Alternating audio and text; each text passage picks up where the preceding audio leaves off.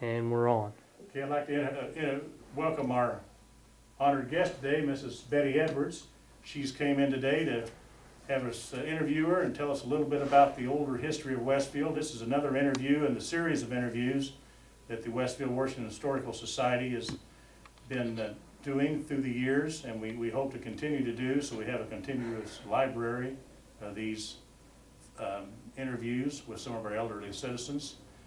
Betty, again, welcome here today. Now, we'd like to first start off, how old are you? I am 90, I was 90 in September. 90 in September. Yeah. And you were born in year 1917. Right. Were you born in Westfield? I was born a mile south of town where every one of my family were born, my family. You're okay. My mother and dad lived a mile south of town in a house that is no longer there. I know the house you were talking about. Can you tell us your parents' name? My father's name was Wade Furness, and his family, his dad at least, had lived here, Joseph Furness. He was trustee at one time around 1914, and they lived here in Westfield. And my dad was their son, and he lived in Westfield. My mother lived in Carmel. They got acquainted, and they married in 1910. What was your mother's maiden name? Puckett. Puckett. Her dad had a grocery store in Carmel for years, just kind of mostly groceries, but he did have some other items like a hardware store might have, but mostly groceries. How many brothers and sisters did you have, and could you tell us their names? Well, there were 8 in our family. There were 4 boys, Joe, John, Jim, and Chase. And then there were 3 girls. My oldest sister, Julia, died when she was 8 years old. Juliet, Betty, me, and Frances. 3 girls. And of course, that was a farm then, That right? was a farm. How many acre farm was it? Well, it started out, it was 120. It was 40 on the west side of 31 and 80 on the east side of 31. Down, and the south end of it was that road that is 161st Street? 161st. Yeah. That's some of the most expensive property in the township now, you know. Yeah. They're gonna We be don't own developing it anymore. Yeah, they're gonna be developing that. That's worth billions of dollars. I'm hoping that something really nice goes in that. Because I used to, after I got home from school, lots of times I would just go out and walk clear to the edge of the farm and think my thoughts that a teenager would have. What's some of your most earliest recollections? Well,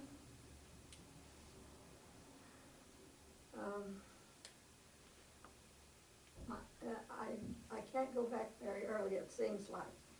And I try to remember my sister and my younger brother who died when they were young, 8 and 2 when they died. And it's in my mind, but I'm not sure it's a recollection or I think the way it would have been. But we came home from a funeral, and our house was kind of on a hill, and we parked up by the house, and I remember the weather was not good because I had on boots, and they tried to get those boots off of me. And it wasn't very easy, I guess, but that's one of the first recollections I have of the surroundings. And through the years, I remember how we played. We went down, we had a pond south of us, and it was a gravel pit at one time, but it gradually filled in. And we'd go down there, and we weren't allowed to get in it, but my older brothers did. But it had another little, where it drained out, another little pond-like thing, and it was full of mud. Mm. And I'd go in there and wade and get mud up to almost my knees and get out. And those were my socks, I'd say. Mm. So I was an outdoors girl at the time. Were you, you had 8 brothers and sisters. Where were you at in the lineage There were there? 8 of us. Oh, I was Joe, my brother Joseph, Julia, John, and Betty. I was 4. You're the 4th. Mhm. Okay. Mhm. In those early years, living on the farm, did you grow almost all your own food? We always had a garden, and there were years when my dad would put out what we called a truck patch. We had it was a bigger garden, and he and my older brothers would peddle fresh garden stuff down in North Indianapolis. They had a regular route, and the day before, we had to get the old Ford ready, take out the back seat, and put in sweet corn, tomatoes, whatever we had. And Mother would dress chickens, and they'd sell them. And sometimes make butter, but not always do that. But they were just farm products that we took. I never got to go with it.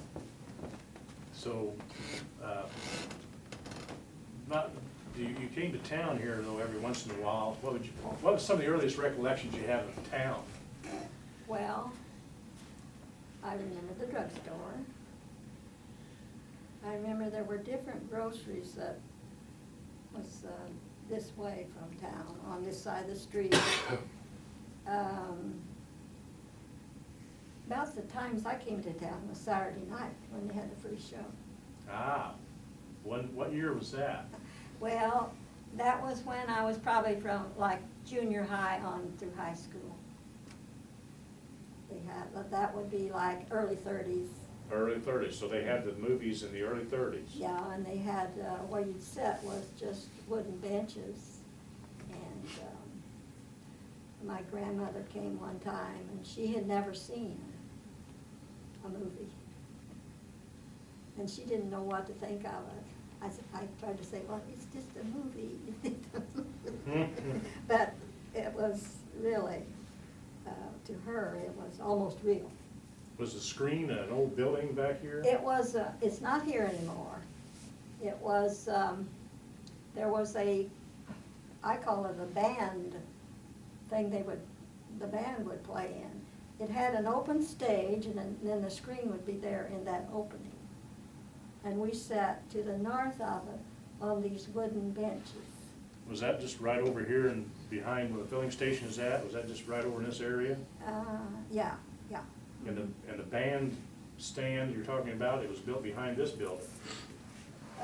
Yeah, that's what I'm trying to get. Because this is the old fire station. It's the old fire station, yeah. I thought it was faced, where they did the picture, I thought it was like faced the north, and we were facing the south. You were looking south, Yeah, so it was down this way. yeah. It was kind of a natural incline where our seats were. Mhm. And then we had somebody in a little shed, I call it a little tiny shed, that ran the projector. I think it was a Barker. There were Mhm. lots of Barkers. Yes. Well, we've been told a little bit about the park and the bandstand. And you're the first one to be able to tell us exactly where that bandstand was at then. So it was, I knew it was in this area, but Yeah, I didn't know exactly. and I don't know when it was taken down. We've had a lot of folks come in, and a lot of folks were telling us they were going to the shows right there in the early 40s. Probably. So the shows went on for quite a while, Yeah. many years. Mhm. Yeah. And that was a big time when you came to town. Yeah, we all came to town on Saturday night. All the stores were open, I'm sure. Yes. Mhm. There's the Regal store, there's Thunderberg's, and Charles Hyatt had a little cubicle stand that he sold ice cream in, right along here, well, before you got to the creek, right along here someplace, I don't know. That's Maybe where, over more up that way, just not very big. just along the street, or is it in an alleyway kind of? Well, it was not right next to the street, it was in a little. And I don't know whether there was an alley or what there, I don't remember that. But I know he sold ice cream. We have a picture of that. You picture that? Uh-huh, Charlie Hyatt. yeah. And he had a daughter, Matilda. And Matilda, the last I knew, she probably wasn't living there. She was living in California. So you'd get your ice cream or your pop there, or candy, and then you'd Only we go to the didn't. show. We didn't get to get an ice cream all the time. That picture's in one of those big frames, Joe. Yeah, I think it might be upstairs. It's in one of those pretty big, it's a framed picture, it's a newspaper, it says Saturday Night in Westfield. Oh, okay. Yeah, Excuse Saturday me. night was the time we come to town. And it was, you know how teenagers do. Sometimes the boys would find a sweetheart or something and they'd walk the streets. Hmm. And, What kind of transportation did you have when you were young? the first I can't remember my dad having horse and buggy. Okay, you didn't We look had an like- old Overland with the side curtains Is that Mr. Hyatt's stand right there at the top? right here. Yeah. Yeah. Mhm. Yeah. We had an old Overland, side curtains, and we used to, Dad didn't drive it to work every day, and we used to play in the car. But anyway, I remember, I can see that old Overland now. Did your dad work somewhere besides on the farm? Yes, my dad started out as a school teacher, but his dad owned the farm south of town, and he wanted my dad to take it over, so he did. And then, in the 20s, 28 to 36, Dad was county clerk of the circuit court. Oh. And he's gone then, of course. And, but Dad, maybe I shouldn't say this, I don't think Dad was a farmer at heart. I don't think his heart was in it, really. I think he started out teaching, and he taught out at Joliet. I don't know where, if he taught anyplace else or not. But I think he was a good teacher. But I don't think his heart was really into the farm. farming. Did they farm with horses or Yeah, tractors? he farmed with horses. We finally, after we moved, my family moved down there after Dad died. And they finally had an old tractor, old John Deere, and used that some. But our farm was hilly, and there was, across the road, across 31, there was the ground over there, more of it was level and pretty good, but it really wasn't what my opinion, an ideal farm. In those days, 31, as we know it, was not there, right? US 31 didn't exist yet until, what, 1950s? I don't know what they called it. Was there a road there? But there's a road there. Oh, there was Yes, a it road was there. the main road from Indianapolis to South Bend, and it was 31, yeah. You mean It this was road before here? the bypass. This 31, road This here? road right here was Yeah. 31. And all the traffic on, after the races was bumper to bumper to bumper, clear down to our house. So, okay, I was confused. Now, when you say 31, your land set across 31, you're talking about the old road and the land set more to the east, in front Well, of the house. yeah, there was 40 acres on the west and 80 acres on the east of the road. Oh, okay, I'm with you now, okay, Yeah. yeah. Yeah, that was the And main road. 161st was the divided, the end of it. Was there a lot of traffic back in those days? Pretty much, but not like today. Of course, there's not all that much traffic on it today, but when there were big events, like that was the main artery from Indianapolis to South Bend. And they'd be bumper to bumper.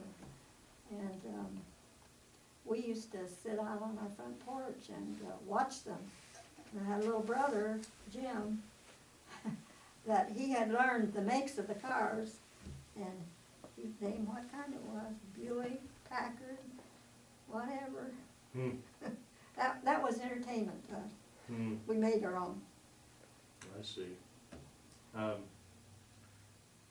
What was a day like when you were young, say like in the 1920s, or early as you can remember, 1925? Can you remember 1925? What was the day like at home? What did you do? Oh, well, I didn't have many playmates close by, so I had to make my own fun, and of course I did have to do some things for Mother once in a while. I can't remember that I did a lot, but we'd just be around the house, mostly outside. Couldn't wait till it got warm enough so we could go barefooted. Then you'd have to get your feet toughened up, but it was to go barefooted. And I don't know, I suppose I played with my dolls. I made clothes for my dolls, one thing I did when I was younger. And once in a great while, I had somebody to play with, but I didn't have anybody but my brothers. Did you have chores to do? Well, I did have to help Mother some. I can't remember that I really had chores that I had to do every day. But I probably had to do certain things around the house. But I can't be specific about that. But, my older sister died when she was 8, and I was the oldest girl. So I did tend to my younger brothers and sisters a lot. I was the one that had to give them a bath. I was the one that had to do this and that. That was mostly what I did till I got older. Were you, when you were born in the hospital or were you born at home? We were all born in that house south of town, every one of us. The doctor came to the house. Yeah, and your one brother I knew, John Furnace. Yeah. He was born there, I know, Yes. 1913. Yeah. Yeah.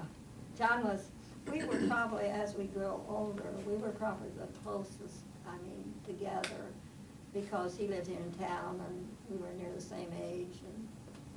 And although my sister was 8 years younger than me, so as we grew up, we didn't have that closeness till we got older. The home you lived in was very old. Can you tell us a little bit about that? I know your father owned it, but when was it built? Was it built by your family? No, I'm not sure who built it, but I know there were some people by the name of Pruitt that lived there before my grandpa and grandma. And I think 98 was about when my grandpa and grandma started living there. 98. And whether or not the Pruitts built the house, I am not sure about that.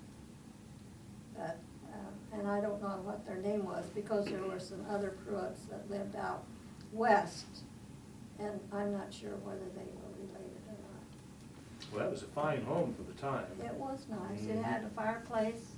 Both ends? Both ends. And it had a beautiful, if it had been refinished, we never refinished, but it had a beautiful stairway that it went upstairs, and then there was 2 little hallways on each side and had the railing. And of course, us kids slid down the Banister? banister. We weren't supposed to, but we did. Yeah. Well, how did you heat the house? Well, we had before we got electricity, we had a heating stove in the kitchen. Probably a Florence Hot Blast, if you've ever heard of them. And then we had a kitchen, when I was growing up, in the kitchen, we had what we called it a range. but it was a stove that you could either burn wood or coal, and had the iron lids that you pick up and stoke it, and an oven, and a warming oven up here. And we used that in the winter. In the summertime, Mother had a kerosene stove. Kerosene stuff. Yeah, they had burners Mm-hmm. and an oven, and you didn't have all that heat to deal with. Mm-hmm. Mm-hmm. Um, So in these stoves, did you burn wood or coal, or both? Both. Both. I remember in the winter, mostly we burned coal, and we had a stove in the front room too, but it was a different type of heater. And my dad would say to the boys, I don't know, Joe and John, he'd say, now go out and bring in an all-night chunk, one that would hold all night long. Mm-hmm. Coal, burn all Mhm. night. Yeah, and of course coal made a pretty hot, warm Mhm. fire. And I can still hear my dad, when he got up in the morning before I got up, because I slept right above the living room, hear him shake that stove down, shake the ashes down. And that'd wake me up, Mhm. and then put some more fuel in it. Do you remember who brought you the coal? Oh, let's see. There was one guy later on, he had a place out at Eagletown, Bush. Jim Bush. But before that, they had a place down here by, back of, well, you know where the old Midland goes. Yes. Mm-hmm. On west. I think that's where the coal, Was it Johnson's, or was it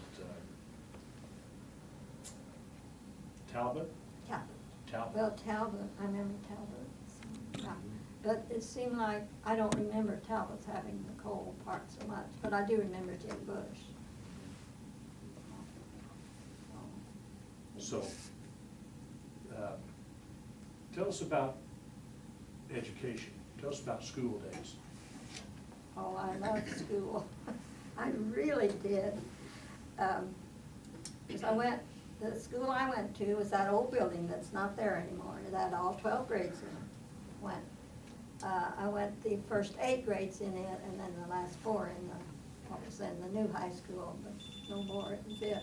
But anyway, I can remember every teacher I had up through the grades, and some things that happened in class.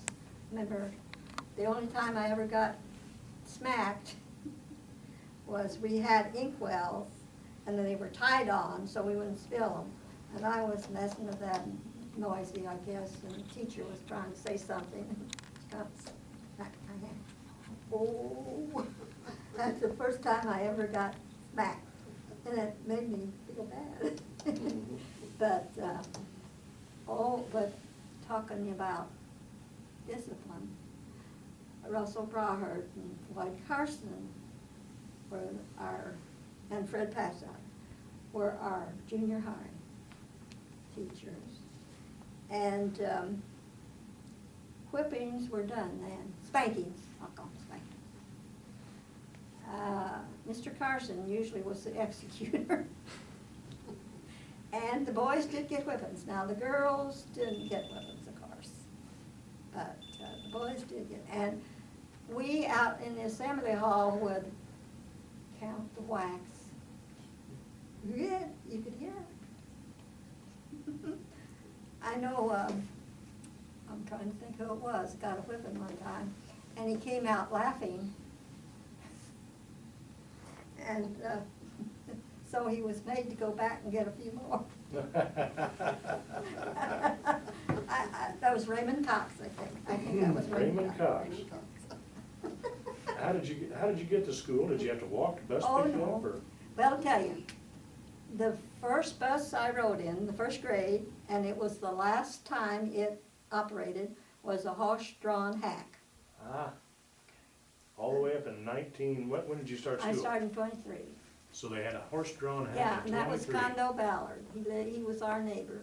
And he was a man who was really rather proud of his horses. And he had good horses.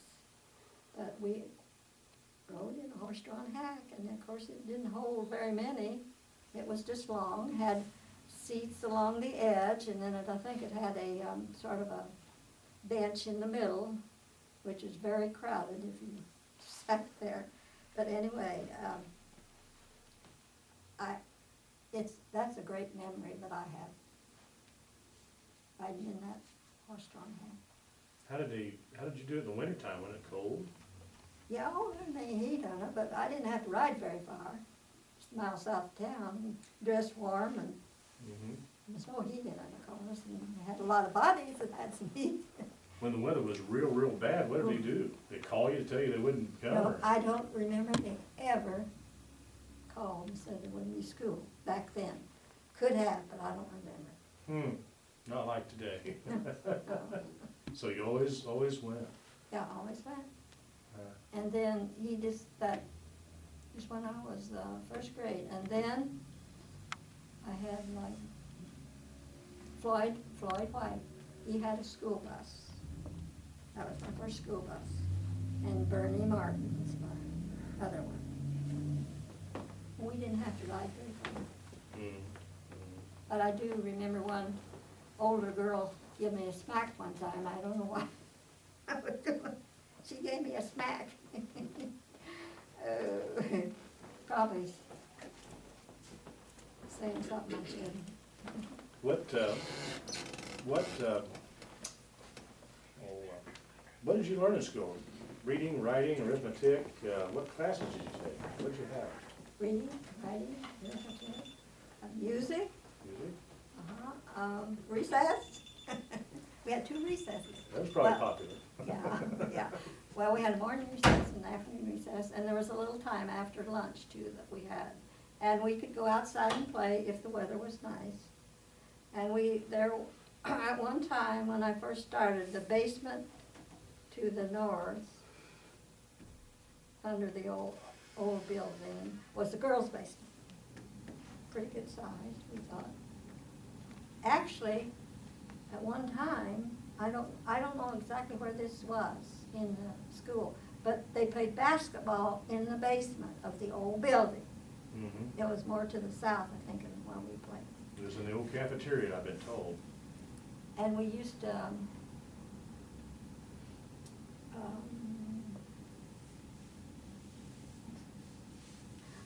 I lost my train of thought, something we did down in the basement, but anyway, we had to go downstairs, and we usually had a monitor, I think. We played some games, but when it was nice, we could go outside and had the maypole swings, and just run around, play tag. Boys, when they got older, they could be a little bit rowdy, play football. When you got into high school, what classes did you have then? A little change, a little different? Oh, yeah. We had Mrs. Kemp was the English teacher. Mary Baldwin was our Latin teacher. Mr. McLaughlin was math.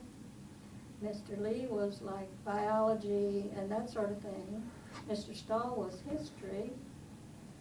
And Miss Mendenhall was home ec. When you graduated from school, was that a big event then too? Did you have a big graduation class or? There were 28 in our class. 28? Yeah. We didn't have a lot of other social things as they have today that surrounded it. But we did, and we didn't have caps and gowns. But we all dressed, the girls dressed in white and the boys wore suits. And then we had a baccalaureate service too. Ours was held in a church, I think. I don't think it was held at the school. I don't know whether they have baccalaureate services anymore or not. Yeah, I think that's what they call them, yeah. They still have those a little bit. I know things have changed, you know, a lot since then, of course, but it's always interesting to see how they handled it back then, those days. You, of course, you had summers off Yeah. from school. Mhm. Did you like a lot of your teachers? Were they good teachers? Were they you know, mean or? I tell you, when I look back, I think I had some excellent teachers, excellent teachers. Some of them I liked better than others, but I think I had some, especially in high school, I think I had really some good teachers. Miss Kemp, she went on to be, she went on to Tech, I think, Tech High School, I believe that's where she went. And then she went down to IU and she was head of some department down there, related to her studies. So, and Mr. Lee was our biology teacher, and everybody liked him, and he made it interesting. Mary Bolden was our Latin teacher, which we all thought we suffered through it. Latin, did they teach Spanish too? No, we. Just Latin? Just Latin back then. We didn't have Spanish people then. I know when I went to school, they had French or Spanish, and of course I took Spanish and don't remember it, but that's the way it goes. Yeah. Okay, well, you were talking about when you were young and they'd come to Saturday night, you know, there'd always be boys and girls, and they'd walk, you know, and obviously you must have met a boy at one time. So what was, can you tell us your husband's name, and how many children did you have? Well, my husband's name was Jim Edwards, and when he first started school, or when he first came to Westfield, he went first out at Horton, I think, first, second, and third grade, and then their family moved to Noblesville, and then he went to Noblesville School. But in junior high, they moved into the Westfield area, up north, but it's Westfield School area, and it was in the middle. It was sort of in the middle of the school year, and he came, and he had on knickers. Nobody wore knickers at Westfield. And so. Knickers was, is that the short pants? They're the short pants underneath the knee. Yeah. And, thank you. His dad was Walter Edwards, and his office and my dad's office, they were both in the courthouse, and they were next door. And I think they had some communication about the knickers. But anyway, So you want me to open that for you? I don't think I'll drink it. You don't want it? Yeah. So, but anyway, in junior high, and I don't know what it was, but I guess it was some kind of spark that I began to like him in junior high. But we didn't date back then, and you know, we didn't get together or anything. I just liked him, and so, and I can't remember for sure now whether it was the first of the sophomore year or the last of the freshman year was our first date that we had. And then after we graduated, we went steady. Had a breakup or two, but we went steady most of the time.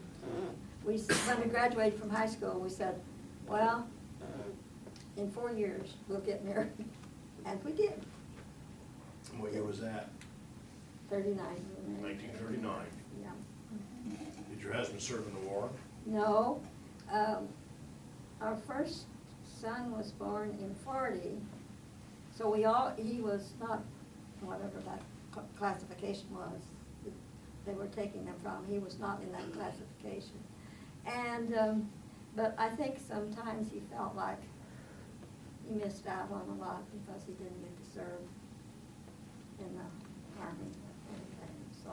But anyway, he wasn't called. So. And so how many children did you have? We had 7. 7 children. Mhm. 7's a perfect number. Yeah. Can you That's tell what I us? say when they say, they always ask me how many children I have. And get ready to watch their chin drop when I say That's it. 7. But anyway, Can you tell us their names? Joe, Tom, Walter, Elaine, Diane, Leslie, Susanna. Okay. Now, Hope I never forget them. 7 was a big, that'd be a big family. Yeah. That kept you pretty busy. Yeah, it was that Joe was married. He was married before Susanna was born. Susanna was kind of a afterthought or something. I don't know. I was 45. Anyway, but we got along. I mean, I wonder now how I got meals for that many people. But you do what you have to do. Mhm. Where did your husband work? He worked at Firestone. Firestone? Mm-hmm. Yeah. And you still live down on the old farm? Well, yeah, we lived there. We lived in town though, let's see, from 1940 to 52. And when we moved down to the farm, why, my dad had died and Mother was there by herself, and she didn't want to leave. And it wasn't good for her to be down there by herself, but we moved down there and it was a good place for the kids. Mm-hmm, love that. You know, so it worked out good, so. Well, something we always ask individuals in these interviews, because it's always an important part of the society's, you might say, interest, and that is the Underground Railroad of the town of Westfield and their involvement in the Underground Railroad. Mhm. Do you ever remember being told of any Underground Railroad stories? No, I don't. I just know that certain people said that their house was a haven or one of the stops. And, but our place was never involved, that as I know of. Can you remember some of those people that said their houses were involved, where they lived? Hadley's, Roy and Evelyn, I don't know where you knew them or not, Mhm. lived up on North Union. Mhm. Let's see, there's somebody else that said that their place, it was, the house is no longer there. It was Shripka, Mhm, over here. Sure. yeah, Mhm. yeah. That- I think oh, their Powell or basement. Shripka, yeah. Mm-hmm, yeah.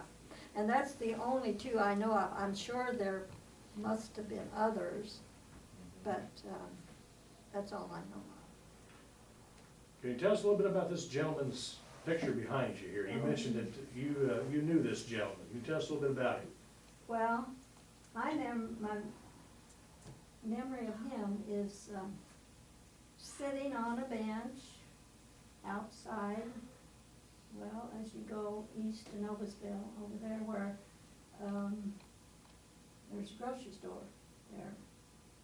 Was it Yeah. Gurley's? Gurley's was down here. Well, remember, the memory I have of Gurley's is being down here. But this was on 32, and I remember him sitting, he used to be sitting out on a bench, and of course he looked just like that, and I don't remember whether I spoke to him or not when I passed, but I remember him sitting outside the store, and my dad was friendly with him, and he asked him down to our house on Thanksgiving, and we had rabbit. I am sure that pleased him. Had rabbit for Thanksgiving? He had rabbit, yes. My brothers, Joe and John were hunters, Mhm. and of course, we had the area where they could go out and find the rabbits. Rabbits are scarce anymore. Mhm. And they could, I don't know whether they shot them or they tracked the rabbits. They caught a lot of traps because they tracked the streams. Mhm. But we had rabbit. And, You knew his name as what then? we called him Simon Newton. Simon Newton. Yeah, I don't know where, that's what it sounded like. But I saw Wooten under a picture or something. Yes, in our Westfield book, we call him Simon Wooten, and obviously, we found out earlier too that his name could have been Newton, and now you're saying his name was Newton also. That's what we called him. It was been told to me, and we have to document it, but it was told to me that he was a slave that escaped through Westfield. I'm trying Did to you know anything remember, about that? yeah, I'm trying to remember about the slave bit of it, to be sure. Yeah, I think he was a slave at one time. But I don't know where he came from, or we never talked about it. I mean, when he was there. Fact is, he didn't talk very much, but, yeah, I believe he was, had been enslaved. Did you know him what kind of work did he do? Did you know him?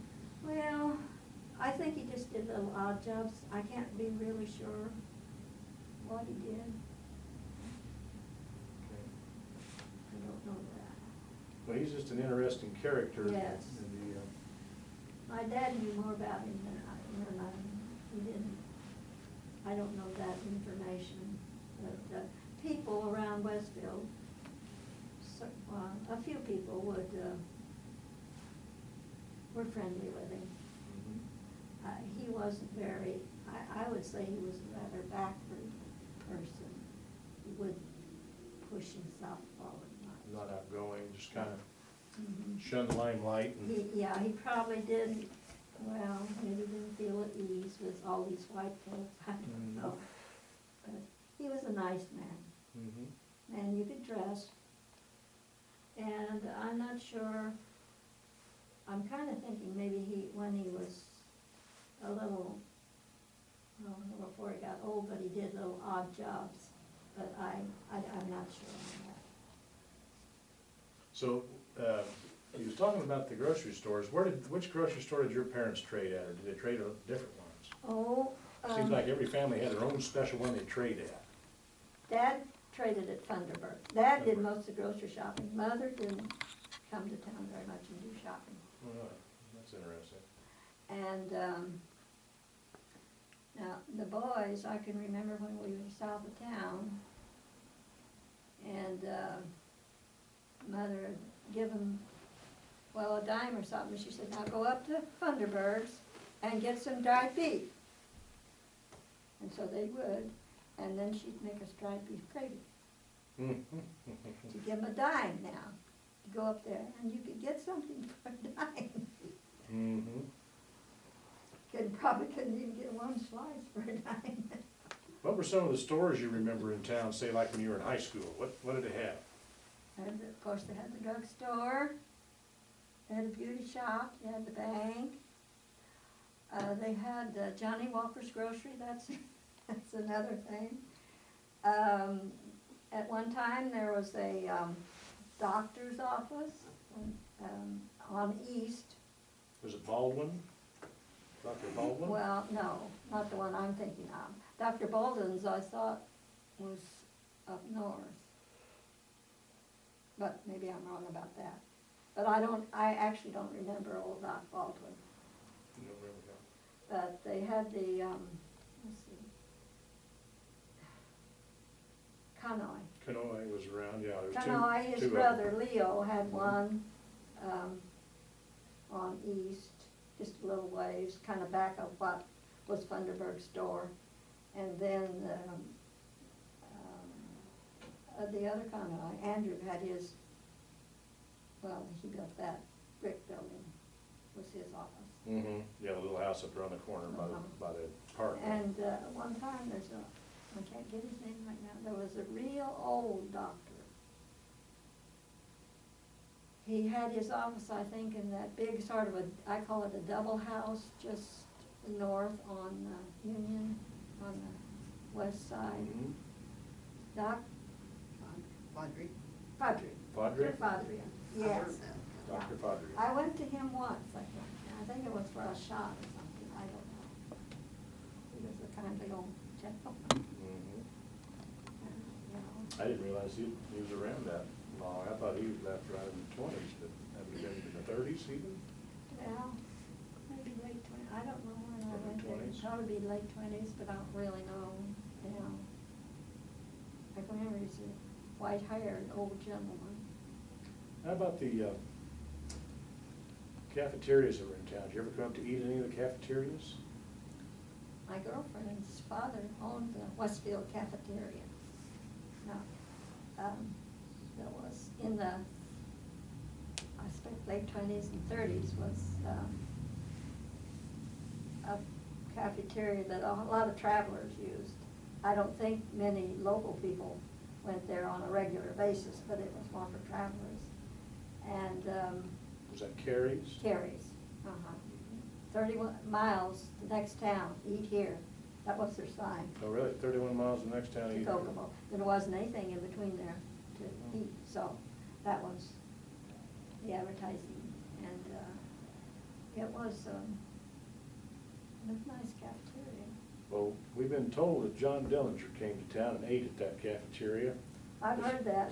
Did you, can you tell us anything about that event? No? No, but, Yeah. no, I've heard, but, you know, I don't know. Yeah. Some other notables were supposed to have eaten there too, but I don't know who now. Yeah. But, well, he could have very easily. Us kids, when we'd sit out on the porch and we'd see the traffic go by, and I used to think, wonder how many gangsters drove by here. Mm-hmm. And we didn't know it. Yeah. I mean, but there had to be, that was the main artery. Mm-hmm. Of course, we'd dream up a lot of dreams. Mm-hmm. But we had like I said, I think I said once before, my brother, a younger brother, he was kind of he liked cars, and he knew cars back then were so different than they are now. I mean, the differences between them, the radiator, the shape and everything, anymore seems like they're just kind of all made on the same Pattern, they all look about the same. yeah, but they were a whole lot different, like the Packard, the Buick, the Ford, the Chevy. I mean, lots of times you just look at the radiator right away and you know which it was. Mm-hmm. Mm-hmm. But we had fun doing that, naming the cars. Well, there was a lot of, you were talking about a lot of traffic, and there was a lot of restaurants, and there was a lot of filling stations in town to take care of the cars. Yes, a lot of filling stations. Oh, I counted them one time. I don't know how many there were, but that was even in the, seemed like the early 40s, late 30s, there was a lot of them. Do you remember some of the names of some? I know. Barkers? Barkers, yeah, Barkers. My brother John worked for this one that's on the corner. I can't think it was a standard. Lunsford? Lunsford, Harry Lunsford. Mm-hmm. He'd talk about, Harry'd always say, well, gotta go to Noblesville and get my sandwich. But I think something else went with the sandwich. Yeah. Didn't have it in Westfield. Yeah. Oh, So John worked for, is that how he got the Standard Oil connection later on? yes, then after that, he delivered oil Yes. to the farmers. He had the bulk Yeah. Standard Oil. Yeah, Mhm. yeah, he enjoyed that. Yeah. But there was, I know there was a lot of filling stations. We have some memorabilia from some of them, some advertisements and stuff, like the one here you were talking about, Barker's, and that's one from Barker's. And Oh, yeah, Barker's. we have Thunderbird's Grocery. Oh, yeah. The one grocery I think you were talking about, Mr. Fisher's Regal. okay, those are, yeah, Fisher's Regal. And then there was another one, I'm not thinking the name of it too. a real older family that'd been here a long time that had a store. Not Gurley's, but, Not Gurley's, not Avery. And I cannot think of their name. Oh, I can't either. We used to go there a lot when we were. It was one of the older Yes. grocery stores, and he called himself the leading grocer in Westfield at that time. And I can't remember for the life of me either. Here's the R.E. Fisher, Yeah. Fisher's Regal. Yeah. That's something interesting too. Can you tell us about the railroads back then? Did you ever ride on the railroad? Did you ever get on a train? Not local train. Only train ride I ever had, well, it's not the only one I ever had. I went to Florida, but the trains, we all make jokes about the Midland, because it got to be kind of, come once a week or something like that. Or sometimes it'd come in the middle of the night and, through Westfield. Of course, it always had to blow its horn, Whistle? whistle to cross the street out here. I mean, toot that real loud in the night, and people that lived in the vicinity there, I suppose they got used to it, but it was kind of a blast. Oh, and the Midland and the Monon. Monon used to have a station out here. Yeah, they had. I don't remember too much crossroad. about that, but I was never out there too much. Well, a couple of the major businesses back then were the canning factory. Do you remember the canning But I factory? remember, Did you ever work there? No. but I knew some women that did. Was that a pretty big concern back then when they were busy and employ a lot of people in the Well, area? yeah, it was good employment. I don't know, I have any idea how many, but mostly canned tomatoes, I think, that I remember. They might have done canned beans at one time, I don't know. But anyway, I know one woman in our church always used to like to work there. And, so, but it was pretty much Jim Bush's, that was his, pretty much on the way out at the time we moved into town. And, I think it burned during World War II, somewhere along in there, 42 or 3. The old lumber company used to be over here. yeah. Remember it? Did you? Calvert's. Back in those days, that was a pretty large business for the Yeah. community. They Yeah. sold a lot of lumber, employed a lot of people, I guess. Yes, And, yeah. well, this building that we're sitting in right here, back in those days, this was built in 1923. And this was a town hall and a fire station. Yeah.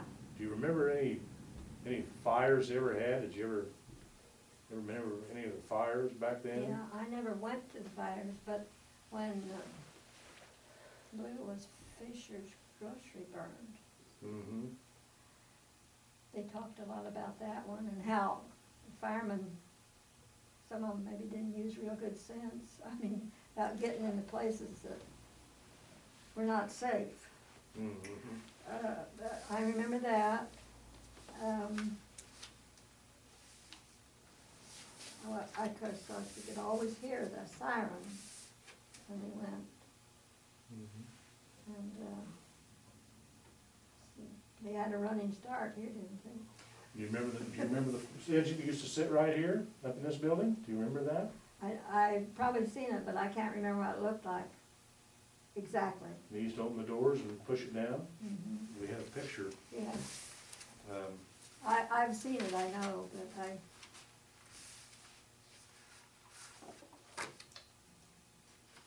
where is that engine now? They sure didn't do away with it. Derry Meisel has it, Dairy House. and we're gonna try to get it for our fundraising dinner in April, to see if he'll bring it over to the Lions Club and have it on display. That's the building in 1926. Uh-huh, Now, when you were first born out there, the road was gravel, all right, and then right, they paved it, and they Yeah. paved it in 26. in 26. Did that make a big difference back then, when it went from gravel to the paved road? Do you remember that, when it happened? I can't specifically, exactly remember when that happened. I remember more specifically when they did the bypass. I mean, I can remember more about that. But I remember when the old road was gravel. And my brother, John, when he was a little kid, he got run over right in front of our house on that gravel road. Got run over. Yes, and his leg was broken, and they took him to the hospital, and the hospital was down in Indianapolis then, they didn't have Noblesville.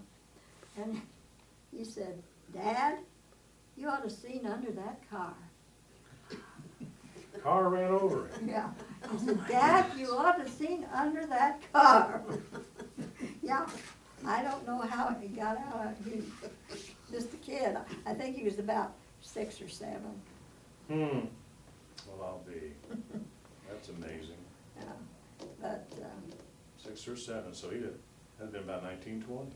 yeah, yeah. Hmm, They took him to the hospital fixed him up. and they got, he couldn't scratch his back. His back got itching. So they got him some kind of a stick with a kind of a fingernail or something, so he could scratch his back. If I would have been a cast, he couldn't. Yeah, oh boy. Oh, That's he was an adventurous little hmm. boy. He was an outdoorsman, he really was. Hunting and fishing was, Yeah, John was. He was always coon hunting and things like that when I knew him. Church, where did you attend church at? I've attended the same church all my life, that's Friends Church. Friends Church. Uh-huh, Were you, so your parents, were they Quaker and Yeah. all of your family was Quaker? pretty much, yeah, my family was pretty much Quaker on back. Mhm. Jim's family were more Methodist. Mhm. Yeah, So you've always attended one to the south. That building has changed a little bit from when you was a girl, hasn't it? yeah, Mhm. Yeah. yes. The town's changed a lot too, I'm sure. Yeah. Things have changed, always Mhm. something being new built and Yeah, businesses going out and new one coming in. yeah. What do you think was the biggest event of your life? The biggest event. Yeah.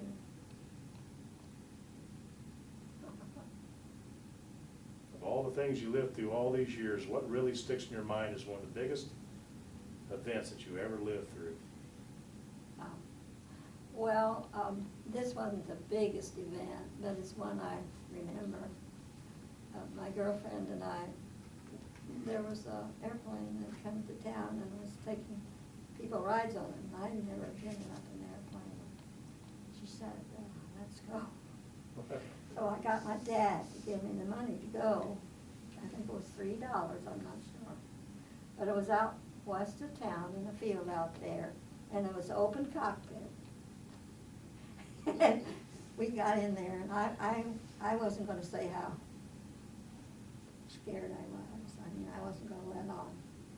But when we said, do some didos.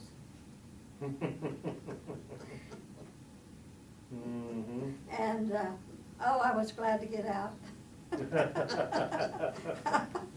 Oh, dear, I'm glad I did it, but I was glad to get out.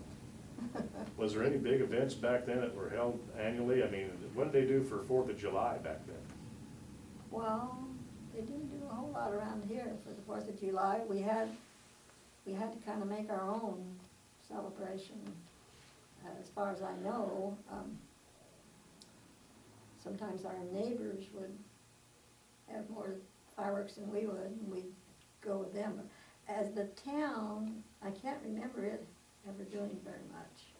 I think we had to go someplace else for the most part to see big fireworks. So the circus never came to town? Oh, the Chautauqua came to town one time Yeah. when I was probably in high school. I had the big tent, and the Stambro girls, they live south of me, way down on 31, Clara and Elizabeth, they came and took me to the Chautauqua. Boy, that was big stuff then. And what is the Chicago? Well, I had a tent, and, they would have different kinds of entertainment. They would have lectures, they would have music. I can't tell you all what they did, but I know that, and programs, and, so that was my first introduction.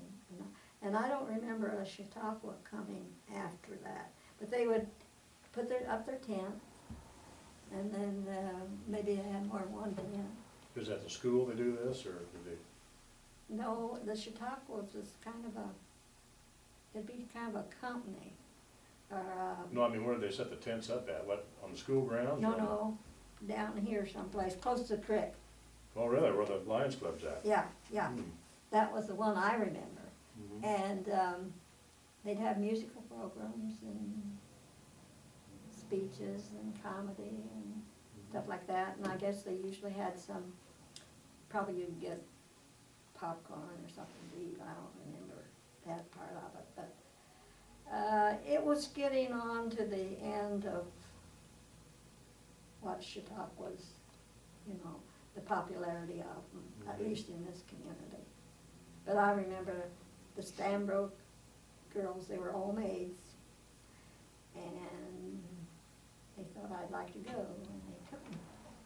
Well, that fits as far as having it down there, because we've been told that's where the first town park was at. Yeah, Do you remember the park? well, not very much. Just the bandstand you were telling us Just the about? bandstand, yeah, Mhm. that's all I remember, and the seats, Mhm. Yeah. and one of the Barkers run the movie machine. And Saturday night was big night when we were growing up. Yeah, that was the night you got to come to town and buy you a pop or something and watch the movie. Yeah, see your friends. Yeah. You wrote down some things today. What did you want to tell us? Well, I just wrote some general things about the transportation, how it's really changed. Transportation, how, you know, we used to have horse and buggies, but I can't really remember horse and buggies that much. But I remember people did have them because we had an old buggy in our barnyard. And I remember the schools, well, now we just had one, then we just had one in the township, one building. Now, how many do they have for elementary? And that's growing a lot. And I remember one thing that was a big deal to me was, we lived out in the country, towns had electricity. All people out in the country didn't. And we didn't get electricity till 1936. And there were other areas around, but it seemed like they were slow on coming down 31, I guess, I don't know. But 36, and that was a big deal. I remember I was working then, and I remember some things that I got from Mother, like iron, you know, electrical things. That was a big deal to have electricity. And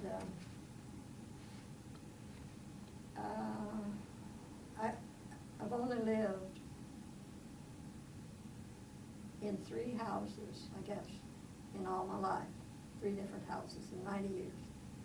One I'm living in now, Mother lived with Mother, and we came back and lived with Mother after Dad died, that house. And then Jim and I lived out east of town a couple of years. So just 3 houses is all I've ever lived in.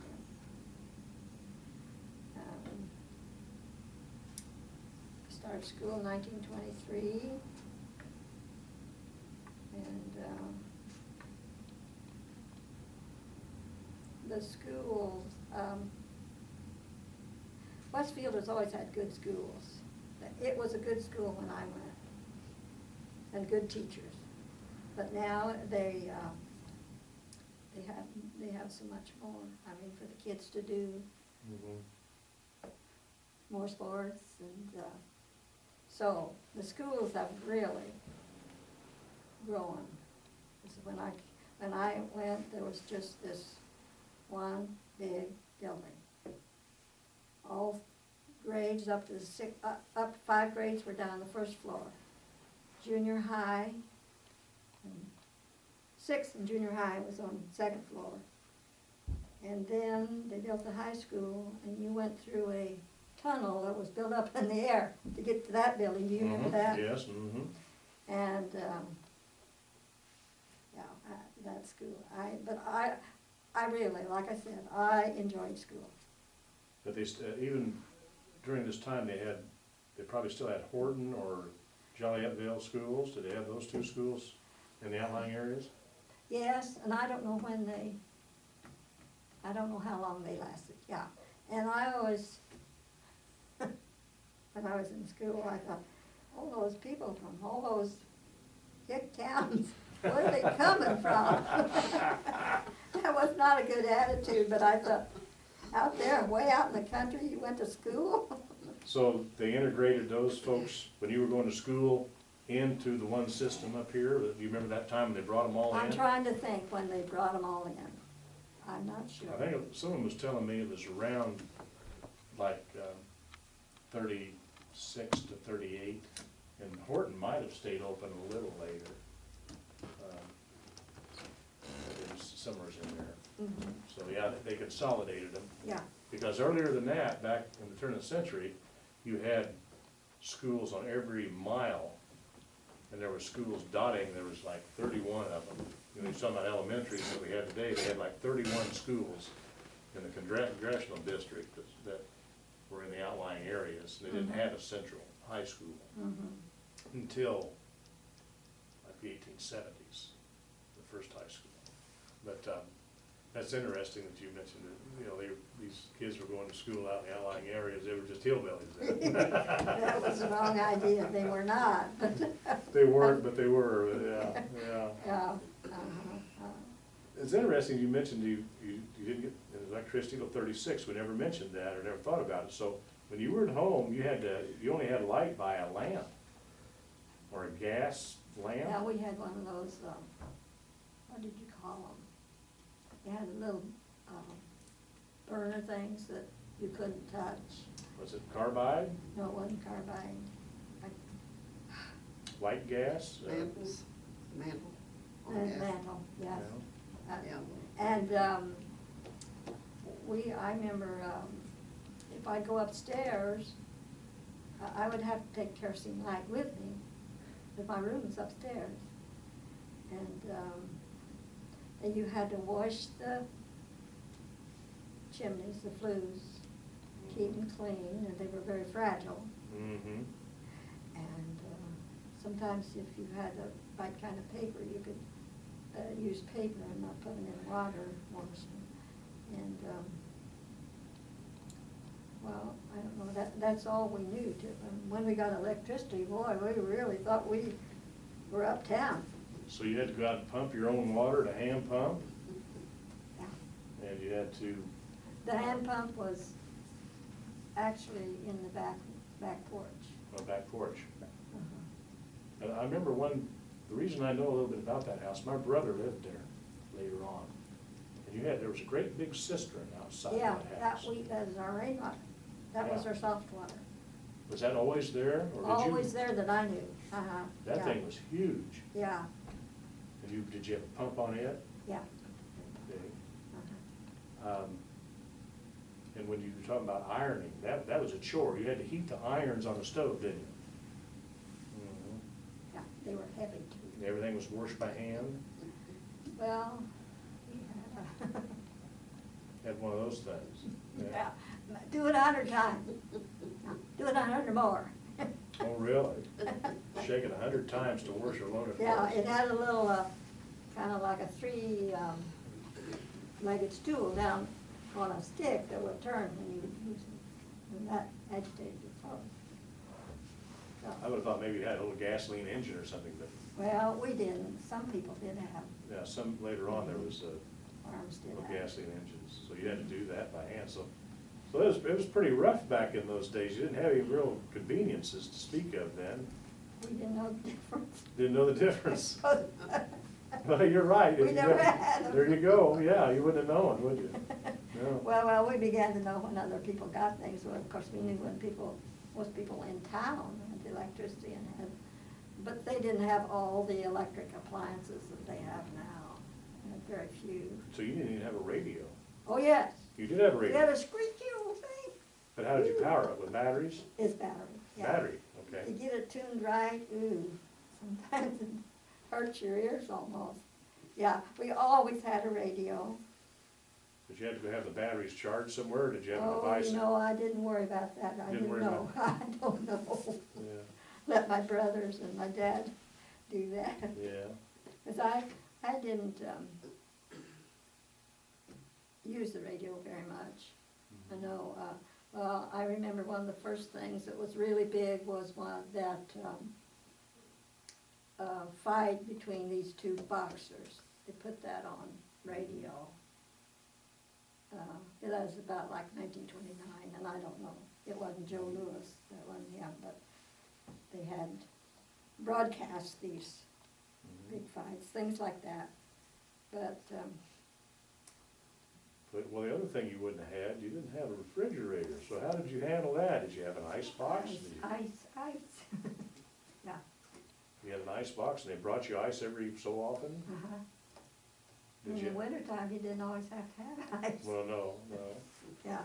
So someone deliver ice Yeah, every day, every uh-huh. other day, or? Rutt Parker was our ice man, and he would manage to get a little hunk of ice and put it down in one of my boys' back, just to tease them. Just a little hunk, slip over there and put it down their shirt.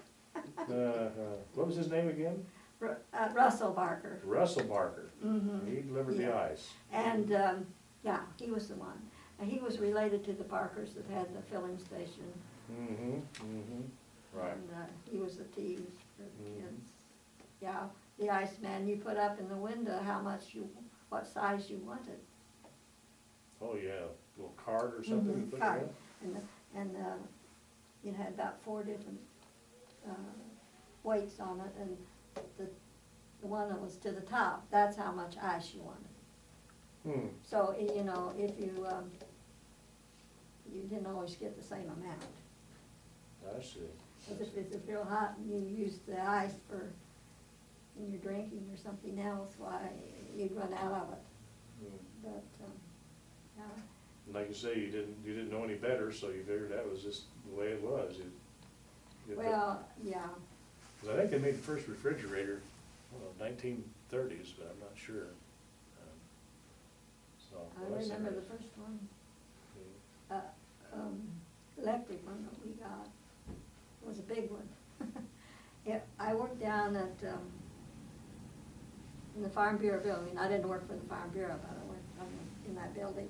And they were getting a new refrigerator, and they had an old one that was perfectly good, but they didn't. So my mother didn't have any, so I asked them if I could buy that, and that was our first refrigerator. What work did you do then, or what did you? Oh, I worked for Calumet Paving. That was a road building company. I was like a secretary, kept the books, answered the phone, tried to not listen to everything the salesman came in and said. And I think they're still in business. Calumet Paving, they, do you know any of them that work there? No, I just know I've seen the name. Yeah, yeah. Well, they built, they would put their bid in on when the highway would have these lettings where they're gonna build, you know, culverts, or a stretch of road, or a bridge. They put their bid in, and sometimes they'd get it, the job, and sometimes they wouldn't, but that was what they did. And in the summertime, they were pretty busy. And I had to make the payroll, answer the phone, keep the books, and I will say, I think they thought I was just a little country girl, because I look back now and I think they protected me from a lot of stuff. How many years did you work for them? I worked 4 years till I 4 got years, married. till you got married. I see. I enjoyed my work, because they were very nice people to work for. Well, you know, of course, you're 91 years old, so what do you? Not yet, quite. You're not quite 91, you're 90. What do you owe your longevity to? What do you? Well, I've thought about that. I think it comes from I think the genes come from my mother's side of the house. But I also think that I used to try to walk some in later years. I've tried to walk. Always active? Yeah. That's good. And I used to have a walking partner, and we'd walk down at Cool Creek, but I don't have any now. The lady next door, Eve Kaufman, she would walk with me, and there's nobody else that's moved in close by that wants to do it. Yeah. We go the morning before breakfast usually, and that's a good time to walk. Did you walk this new trail? Is that the one you're talking I about? haven't walked, no, I walked down to Cool Creek Park. So you used to just walk the road? No, I didn't walk the road. They didn't have that then. We'd drive down there. Oh, I see. And I wanted to still walk, but my family says, no, you can't go down there by yourself and walk. Yeah. So I understand why, but then, Yeah. but it's a nice park. Oh, yeah, it is a very nice park. Very nice. And the thing that makes it really special to me is that I know Joe and John used to be hunters and trappers. They'd had trap line. Mm-hmm. They'd set their traps, and I know they went down Cool Creek Oh, Park. yeah. Mm-hmm. So I think, well, this is territory that my brothers used to be in. Oh, yeah, no doubt about it. They probably did tromp through there and hunt a lot, yeah, Mhm. a lot of times. Well, you know, in these interviews, we always try to think of all the things we should ask and stuff, and obviously, every once in a while, we forget something. So I'm gonna ask the group, anybody have any other questions for Betty? Stuff we haven't touched on? I do. Betty, you were involved with Westfield High School Alumni Association Yeah. for a long time. Yeah, I used to have the list. It's got much bigger now. Yeah, I still like to go to the alumni and see the people. What year did you graduate from Westfield High School? 35. In my dad's class, Bill Wood? Were you in dad's He was class? 34, I think. Okay, I couldn't remember. Yeah, he was just ahead of me. He was just ahead of you, Yeah, okay. yeah. I don't know who the officers are now, It's changed. but, yeah, I know it changes, but I usually go. We're glad. Well, I know you've obviously seen a lot of changes in your life. Yeah. You know, I'm sure some of them probably for the good, maybe some of them for the bad, I don't know. Mhm. What do you think about the future that we have today? What do you think about all this we have today, all this technology, all this innovation? Is this too much to comprehend, or? Well, too much for me to comprehend, but used in the right way, I think it's really good. And they're gonna do more things that I think we can even imagine. I really do. Things we don't know about now, but I think they'll be doing greater things. And I think a lot of it, though, will depend on if it's in the right hands. Some things that are in people that want only for profit or something like that, it might not be good. But most of the technology, I don't know. It's just gonna be unbelievable, I believe, what they'll do. What? I know you've already lived through a lot of changes, and you've seen, you know, obviously you came from a day when you can remember the horse and buggy, to now today that we fly, you know, Mhm. thousands of miles Mm-hmm. in the air, and you know, you come Yeah. from a day where you used to have to, like you say, you had to walk upstairs with a kerosene lantern. Today, you can literally, well, you can do better than that today. You can program a house that when you walk through it, the lights will come on for you, or you can talk to them and it'll come on for you. Things like that, so, Mhm. you know, a lot of changes Mhm. have taken place. Most of them are for the good. Yeah. Most of them are for the good. Now I've seen a lot of change, a lot. I wonder if in the next span, 90 years, if there will be as great changes as there is in this span, as come in this span. I don't know, because nobody knows, but there's just been a lot. I kind of think we will. I think as we move on through the future, with the technology that we're starting to discover today, and as we apply it, we'll probably see huge advancements in things that we never dreamed could exist. Just like you, when you went through school, you probably never even dreamed that there would be such a thing as an atomic bomb or atomic energy. Yet, you know, it came to be. And I think we'll probably have the same future ahead of us and our children, and our children's children. Well, there's an illustration there, the atomic bomb, but the better uses that can be. Mhm. how are they gonna use these things for our good? Exactly. They're gonna use it for peace, or they're gonna use it for war. Yeah, that's right. Well, anybody else have anything? Steve? You remember Dr. Daniels?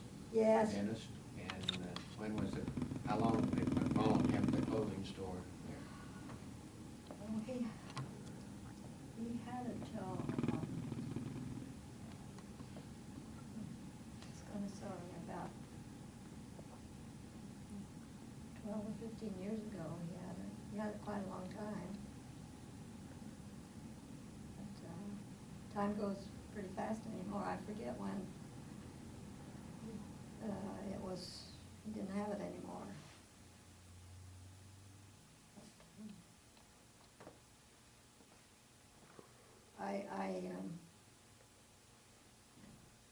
It'd be interesting, but I can't, but to see, even in 50 more years, what it would be like. I don't see that, but then I'm sure it'll be a lot different.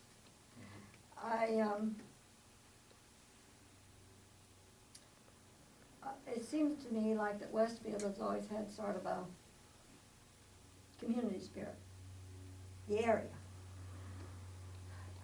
Now we are, of course, we are building out all around. We probably, I don't know, it's hard to keep that unity when you get a lot of different people and a lot of different businesses, and et cetera. But that's one thing I appreciate about Westfield. I think we've had a good community. Back in your day, if someone got sick, people would come to help you, or things like that, or they'd all pitch in. Yeah. Yeah. Yeah. Mhm. Mhm. Yeah. That's what I kinda remember from the community as I grew up here too. I mean, if there was always a problem, someone would always lend a hand. Yeah. And, you know, as you get bigger, of course, it gets more impersonal. Yeah. You know. Yeah, it was Mhm. back in, even when I first came here, everybody pretty much knew everybody. Yeah. Yeah. And obviously, your day, Mhm. everybody pretty much always knew everybody. Mhm. And, Yeah. you had to either deal with them in business or in school or, you know, stuff like that. Well, I think that's probably gonna conclude our interview today, unless anybody can think of anything else. Did your family come from North Carolina like most of the rest of them? Some of Jim's did. There's a story about Jim's grandpa. His name was James too. That's who he's named for. They came from North Carolina. He was a fiddler. He was a mountaineer fiddler. He was a real fiddler. And he migrated to Indiana with a bunch of Quakers. And they convinced him that his fiddle was of the devil. They finally convinced him. So he took it and he smashed it on a stump or something, just smashed it. Well, they got to this area, it wasn't long till Uncle Jimmy had his fiddle again, It just had it in him. And you know, I have the last fiddle that he had. Somebody didn't act like they wanted it, and I said, well, I'd like to have that. So I took it down to this fiddle shop, I don't know if it's still there or not, down in Nora, down there some way. And he fixed it up, and I give it to Joe. So I didn't want to see that old fiddle tossed, because I know there'd been a lot of fiddling on that. But, Where did he settle at here when he came up? I think it was kind of in the Lamont area. Out in there. What was his first name? James. His is James? Yeah, James I don't know Evans. his middle name, but had one or not. He was James. That's who my Jim was named for. Okay. And he married a Susanna Kellogg. Now, I don't know where she was from, but anyway, they were those there was a lot, I guess, that migrated from North Carolina this way. So, Yeah, that North Carolina connection goes through almost the whole Quaker population of those days. yeah. They all migrated up here into this area. A lot of the families and friends of the families and so on and so forth. That seems to be the connection anyway, that it was kind of like if you were down in North Carolina and you couldn't get any more land, or you wanted to find new land or whatever, you came up here to Westfield. Yeah. That's kind of the way it was. Yeah. Well, anything else? Nobody think of anything? We forgot something. We always do. We always forget to ask something. Someone said, why didn't you ask her about this? And you know, I we don't know just, if there's anything else I wanted to tell you or not. yeah, I think we pretty much Pretty covered well covered everything. everything. Yeah, pretty much covered everything.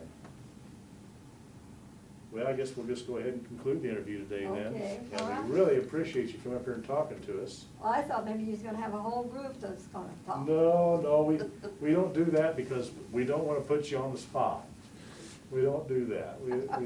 We like to just kind of keep it small and simple, and Yeah. that way everybody is comfortable. And Uh-huh. like I said, when we first started, you know, we're just like an old shoe. We just kind of like to get the story from you and ask you all these questions of how things were.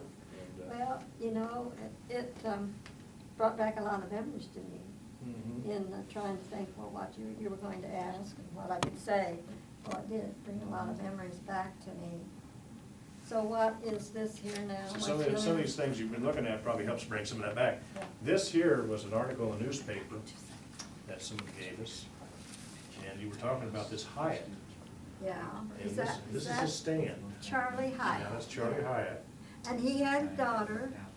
I don't know where he had more than that. That looks like Matilda, doesn't it? It tells there who that Let's is. see. I haven't got my glasses. Tell. Charlie Hyatt, Oh, Dovey Clampett, and unidentified town Town marshal. marshal. That's the town marshal. Mm-hmm. A couple other people there too, but they didn't identify them. Well, I know he had a daughter, Matilda, and she was a very nice looking girl, and she graduated about 1930. I think she was in my oldest brother's class. And you seem to think that that stand was somewhere south of the stoplight, south of the Regal store? Yeah, south of that, and it was. So it's been somewhere along in here? Yeah, somewhere right close around in here, yeah. And, Someone told me it was kind of in a side alleyway, but I couldn't picture that. There's no alley between here and the corner. The only alley would be here. yeah, There's one right here by Chelsea's. Yeah, on the other side over there, would have been on the other side of the but street it was maybe? definitely on this side, On because this I was side. the one On I this side? remember. Yeah, Okay. yeah. And, this is a little earlier than I remember too, because I don't remember all this. But he did have a little thing, I think, that you could open up, you know, like this. Mm-hmm, yeah, this is the lid of it right here. It's opened up now, Yeah, and they close it down. can't read what this says. This Cold says something, cold something. probably cold pop maybe. Yeah. He's got ice cold Coca-Cola, all kinds of, got old Henry bars. Yeah, oh, There's Henry's always- been around a long time. There's all these pops and stuff. Of course, you remember the old bank? Yes, yeah, Mhm. he's, Here's Oh, the in free there. movies. Yeah, it Oh, says where the yeah. fire Oh, station yeah. is stands. See, there's Is your that what you Yeah, remember? There's your seats. yeah, Is that channel? oh dear, Yeah, it shows the stands, and that's the hardware. We're looking back yeah, this way. yeah, and there's, I remember the old telephone office that used to be across the Oh, street. Lola Colford? Lola, Yep. yeah, Oh, Charm. yeah. You're I talking remember about- well, it used to be, certain lines, you'd have certain people on your line, you didn't have. a line Long and over two yourself. shorts. Yeah. Yeah. Yeah, did you have a telephone back in those days? We always had a telephone. Always had a Can't remember. telephone. Can't remember when we never had a telephone. I think Dad and Mother always had a telephone. And you had a ring like, ours was a long and three shorts, I think. Mm-hmm. And when you were on a line, each one of you had a different thing. And you shouldn't listen, but some people. That's the way Good, you if you found want. out anything. That's the way you found out anything. You know, they're always When talking there was a, about, when there was a fire, everybody called Lola, where's the Yeah. fire? oh, yeah? Yeah, yeah, uh-huh. You're talking about your brother's going up getting dried beef for 10 cents, you get boiling beef for 7 cents a pound. Oh, my Oh, God. yeah. That's the Regal Fishers. Uh-huh. Mm-hmm. Chuck's mother used to get quarters worth of beefsteak or the meat market. Oh, And she could make a oh, meal let's out of see, it. who was it had the meat market? Horton. Hortons. meat Marl market, Horton, yeah. yes. Marl Horton. Mhm. And, And then and there's something Stalls. about Marl. Marl was kinda heavy. Yeah. And, we'd come to town, and I'd come with my dad when I was little. I always asked, I didn't remember something. I said, who is that? You'd always have to tell me again who it was. That's who it is. This is gonna be one of the displays, he mentioned Marl Horton's Meat Market.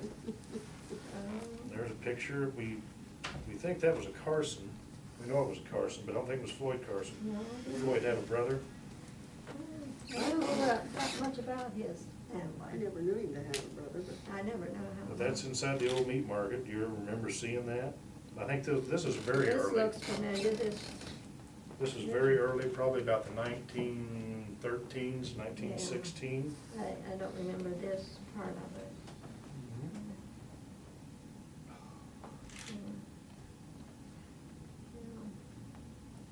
well, his meat market was over here on the other side of.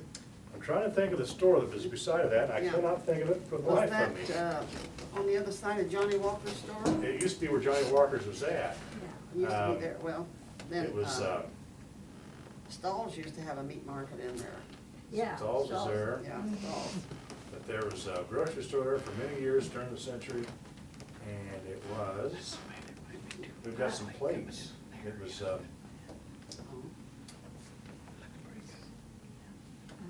well, I can't think of it, to save my soul. You got some plates with a name on it. Yes, they were, both the plates he gave out, they were calendar plates, had his name on them. And, he called himself the leading grocer of Westfield, and, boy, I just can't think of who it was. But it'll come to me one of these days. Yeah. You knew Mary Horton, Yes. Mary Horton, Green. Knew all these postmen. Oh, yeah. Here's Mary when she was a barber. Oh, yeah, oh, that's right now. You remember when she was a barber? Yes, You do? but I didn't go to her. Where was the barber shop? Where was the barber shop? Well, That's now, on- wait a minute, I'm not sure I can tell you that. Let's see, that's what I'm thinking, where was the barber shop? I wasn't here then at that time, but. Was it across the street from where Camille Axelrod used to live? Would have been the building where the doctor's office was finally built in 31?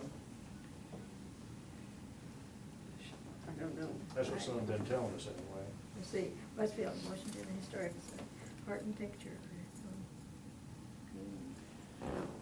I don't actually remember this barber shop. The first real barber shop that I remember was over there by the hardware.